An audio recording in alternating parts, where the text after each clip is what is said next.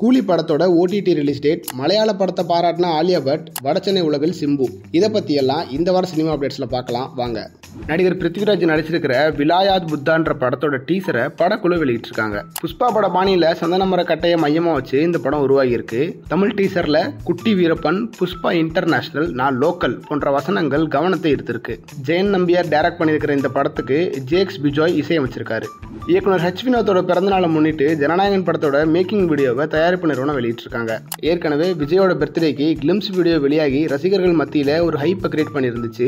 இப்போ மேக்கிங் வீடியோவும் ரசிகர்களுக்கு ஒரு ட்ரீட்டா அமைஞ்சிருக்கு. பொங்கலுக்கு வெளியாக போற இந்த படம் இப்போ இறுதிக்கட்ட பணிகள்ல இருக்கு. அடுத்தடுத்த அப்டேட்ஸ் கூடிய சீக்கிரம் வரும்னு எதிர்பார்க்கப்படுது.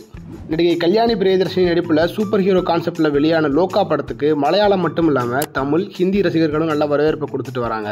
இது வரைக்கும் இந்த படம் வசூல்ல 101 கோடியை தாண்டி இருக்கு. இந்த நிலையில ஆலியா பட் இந்த படத்தை பாராட்டியிருக்காங்க. சினிமாவில் இந்த மாதிரியான படங்களுக்கு தான் நான் எப்போதும் என்னோட அன்பையும் ஆதரவையும் காட்ட ஆவலோட இருக்கேன்னு அவங்க சொல்லியிருக்காங்க.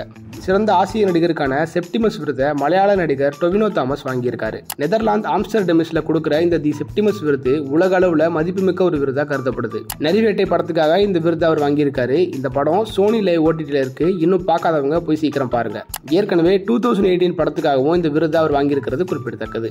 வெற்றிமாறன் இயக்கத்தில் உருவாகிற சிம்புவோட 49வது படத்துக்கான ப்ரோமோ வீடியோவை தயாரிப்பு நிறுவனம் வெளியிட்டிருக்காங்க.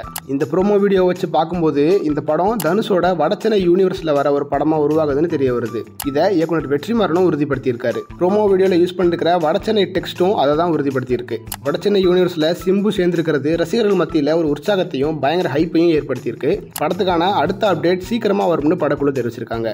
ரஜினிகாந்த் நடிப்புல வெளியான கூலி படம் செப்டம்பர் 11ஆம் தேதி அமேசான் பிரைம் ஓடிடில தமிழ், தெலுங்கு, மலையாளம், கன்னட மொழிகளில் ரிலீஸ் ஆகும்னு அதிகாரப்பூர்வமாக அறிவிச்சிருக்காங்க. கடந்த ஆகஸ்ட் 14ஆம் தேதி தியேட்டரில் ரிலீஸ் ஆன இந்த படத்துக்கு கலவையான விமர்சனங்கள் வந்திருந்தாலும் படம் 500 கோடிக்கு மேல வசூல் பண்ணி வெற்றி படமா அமைஞ்சிருக்கு. படத்தை தியேட்டரில் பார்க்க முடியாதவங்க செப்டம்பர் 11ஆம் தேதி ஓடிடியில் பார்த்து என்ஜாய் பண்ணுங்க. இது மாதிரி நிறைய சினிமா அப்டேட்ஸுக்காக தினமணி சேனலை சப்ஸ்கிரைப் பண்ணிக்கோங்க.